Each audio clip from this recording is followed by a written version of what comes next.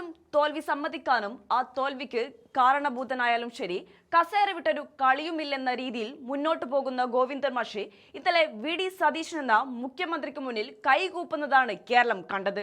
അതും സ്വന്തം പാർട്ടി പത്രമായ ദേശാഭിമാനിയെ പരസ്യമായി തള്ളിപ്പറഞ്ഞുകൊണ്ട്. ഇന്നലെ നടന്ന പത്രസമ്മേളനത്തിൽ ദേശാഭിമാനിയുടെ കള്ളക്കളിയും ഇരട്ടത്താപ്പും സാക്ഷാൽ കേരളത്തിന്റെ മുഖ്യമന്ത്രി വി.ഡി. സതീശൻ തെളിവ് സഹിതം പുറത്തുവിട്ടതോടെയാണ് CPM ക്യാമ്പ് പൂർണ്ണമായും പ്രതിരോധത്തിലായത്. വിഴിഞ്ഞം അന്താരാഷ്ട്ര തുറമുഖത്തിന്റെ 49% ഓഹരികൾ വിദേശ കമ്പനിയായ MSCക്ക് കൈമാറാനുള്ള അദാനി ഗ്രൂപ്പിന്റെ നീക്കം സംസ്ഥാന സർക്കാർ അറിഞ്ഞുകൊണ്ട് നടത്തിയ ഒത്തുകളിയാണെന്ന് വരുത്തി തീർക്കാനായിരുന്നു കഴിഞ്ഞ ദിവസങ്ങളിൽ പ്രതിപക്ഷവും CPMഉം പരമാവധി ശ്രമിച്ചത്. എന്നാൽ ഈ രാഷ്ട്രീയ നാടകങ്ങളുടെ മുനിയൊടിക്കുന്ന വമ്പൻ തെളിവുകളാണ് മുഖ്യമന്ത്രി വാർത്താ സമ്മേളനത്തിൽ നിരത്തിയത്. ജൂൺ 5-ന് ദേശാഭിമാനി പത്രത്തിൽ വന്ന റിപ്പോർട്ട് ഉയർത്തിക്കാട്ടിയായിരുന്നു മുഖ്യമന്ത്രിയുടെ അതിശക്തമായ തിരിച്ചടി. അദാനി പോർട്ടിന്റെ ഓഹരി MSC കൈമാറുന്നത് LDF സർക്കാരിന്റെ വൻ നേട്ടമാണെന്ന് വാഴ്ത്തിപ്പാടിക്കൊണ്ടാണ് ജൂൺ 5-ന് ദേശാഭിമാനി വാർത്ത നൽകിയത്. ഒരു വർഷമായി ഇതിനുള്ള ചർച്ചകൾ നടക്കുകയായിരുന്നുവെന്നും ദേശാഭിമാനി റിപ്പോർട്ടിൽ കൃത്യമായി പറഞ്ഞിട്ടുണ്ട്. എന്നാൽ ഈ വിവാദ ഇടപാടിനെ കുറിച്ച് പുതിയ MD ചുമതലയേൽക്കുന്നതിന് വളരെ മുൻപ് തന്നെ, അതായത് ജൂൺ 5-ന് തന്നെ ദേശാഭിമാനി എങ്ങനെ അറിഞ്ഞു എന്ന മുഖ്യമന്ത്രിയുടെ ചോദ്യത്തിന് മുന്നിൽ CPMന് മറുപടി ഇല്ലാതായി. പ്രതിപക്ഷം ആരോപിക്കുന്നത് പോലെ ഈ ഓഹരി കൈമാറ്റ ചർച്ചകളെല്ലാം മുൻ LDF സർക്കാരിന്റെ കാലത്ത് തന്നെ കൃത്യമായി ആസൂത്രണം ചെയ്തതാണെന്നും LDF നടത്തിയ വിഴിഞ്ഞം കോൺക്ലേവിൽ MSC പങ്കെടുത്തിരുന്നുവെന്നുമുള്ള വസ്തുതകൾ മുഖ്യമന്ത്രി തെളിവ് സഹിതം പുറത്തുവിട്ടു. ചുരുക്കത്തിൽ സർക്കാരിനെ പ്രതികൂട്ടിലാക്കാൻ നോക്കിയ CPMന്റെ സ്വന്തം പാർട്ടി പത്രം തന്നെ അവർക്ക് വിനയായി മാറുന്ന കാഴ്ചയാണ് കണ്ടത്. മുഖ്യമന്ത്രിയുടെ ഈ കനത്ത പ്രഹരത്തിന് പിന്നാലെയാണ് വിട്ടുവീഴ്ചയില്ലാത്ത നേതാവെന്ന് സ്വയം നടിക്കുന്ന CPM സംസ്ഥാന സെക്രട്ടറി MV ഗോവിന്ദന് മാധ്യമങ്ങൾക്ക് മുന്നിൽ വന്ന് ദേശാഭിമാനിയെ പരസ്യമായി തള്ളിപ്പറയേണ്ടി വന്നത്. വിഴിഞ്ഞം ഓഹരി കൈമാറ്റവുമായി ബന്ധപ്പെട്ട് ദേശാഭിമാനിയിൽ വന്ന വാർത്ത വലിയ തെറ്റായിപ്പോയെന്നും ഭാവിയിൽ ഉണ്ടാകുന്ന രാഷ്ട്രീയ പ്രത്യാഘാതങ്ങൾ ഓർക്കാതെയാണ് പത്രത്തിന്റെ എഡിറ്റോറിയൽ വിഭാഗം ആ റിപ്പോർട്ട് നൽകിയതെന്നും ഗോവിന്ദൻ മാഷിന് പരസ്യമായി സമ്മതിക്കേണ്ടി വന്നു. പാർട്ടി പത്രത്തിന് സംഭവിച്ച ഈ ഗുരുതരമായ വീഴ്ചയെ ന്യായീകരിക്കുന്നില്ലെന്ന് പറഞ്ഞ് കൈകൂപ്പുമ്പോഴും വി.ഡി. സതീശൻ ഉയർത്തിയ കല്ലുവെച്ച നുണകൾക്കും തെളിവുകൾക്കും മുന്നിൽ CPMന്റെ ഇരട്ടത്താപ്പാണ് ഒരിക്കൽ കൂടി വെളിച്ചത്തായിരിക്കുന്നത്.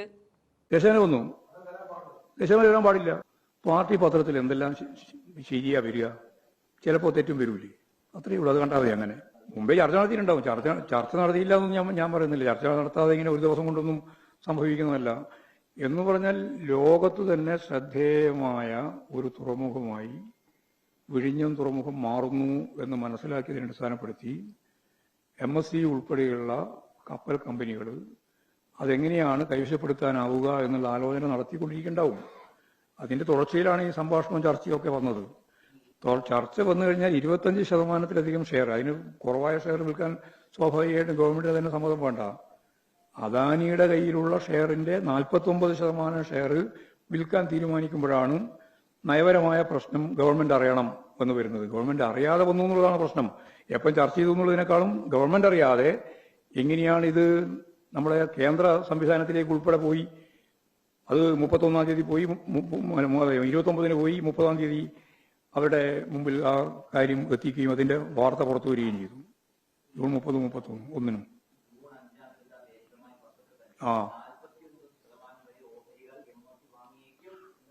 അതെ, വാങ്ങിയേക്കും എന്നുള്ള വാർത്ത മറ്റു പത്രങ്ങളിൽ വന്ന വാർത്തയുടെ ഭാഗമായിട്ട് വന്നെയാണിത്. അതുകൊണ്ട് മാതൃഭൂമി, അതേ 2 പത്രത്തിനെ പറ്റി പറഞ്ഞല്ലോ ഞാൻ. മാതൃഭൂമി പത്രത്തിലാണ് അതിന് മുമ്പ് വന്നത് 3-ാം തീയതി. 1-ാം തീയതി പത്രമാണ് ഇംഗ്ലീഷ് പത്രത്തിൽ വന്നത്. അതിനുശേഷമാണ് 5-ാം തീയതി ദേശാഭിമാനി വരുന്നത്. പിന്നെ മുഖ്യമന്ത്രിക്ക് മാത്രമാണോ മനസ്സിലാവാതിരുന്നത്? അല്ല, ഞാൻ ചോദിച്ച കൃത്യമായിട്ട് നിങ്ങൾക്ക് അറിയാലോ. ഇത് മനസ്സിലാവാതിരുന്നത് ഞങ്ങൾക്ക് മാത്രമാണ്, മുഖ്യമന്ത്രിക്ക് മാത്രമാണ് എന്ന് പറയുന്നതിൽ വല്ല ശരിയുണ്ടോ? ഉണ്ട്. ദേശാഭിമാനി അടക്കം വാർത്താവൊന്നും അല്ല പറഞ്ഞത്. ദേശാഭിമാനി വന്ന വാർത്തയെ പറ്റിയാണ് പറഞ്ഞത്. ദേശാഭിമാനി വരുന്നതിന് മുമ്പ് മറ്റു പത്രങ്ങളിൽ വാർത്ത വന്നിട്ടുണ്ട് എന്നാണ് ഞാൻ കൃത്യതയോടുകൂടി തീയതി വെച്ച് പറഞ്ഞത്. ദേശാഭിമാനി വന്നു. ദേശാഭിമാനി വരാൻ പാടില്ല. അതിനെന്താ സംശയമുള്ളത്? ഞങ്ങളത് അന്നും അംഗീകരിച്ചില്ല, ഇന്നും അംഗീകരിച്ചില്ല. പാർട്ടി പത്രത്തിൽ എന്തെല്ലാം ശരിയാ വരിക, ചിലപ്പോ തെറ്റും വരൂലേ, അത്രയേ ഉള്ളൂ. അത് കണ്ടാൽ മതി. അങ്ങനെ കൂടുതൽ തെറ്റൊന്നുമില്ല. അത് മനോരമക്കാണ് കൂടുതൽ തെറ്റ് വരുന്നത്. നിരന്തരം തിരുത്തിക്കൊണ്ടിരിക്കുന്നത് അവരാണ്. അതായത് അതിന്റെ സൂക്ഷ്മാംശം പൂർണ്ണമായിട്ട് മനസ്സിലാക്കാതെ പത്രത്തിൽ ഈ രീതിയിലുള്ള വാർത്ത വരുമ്പോൾ ഭാവിയിൽ വരാനിടയുള്ള കാര്യം ഗൗരവപൂർവ്വം ദേശാഭിമാനി കാണണമായിരുന്നു എന്നുള്ളതാണ്. അത്രയേ ഉള്ളൂ ഈ കാര്യം.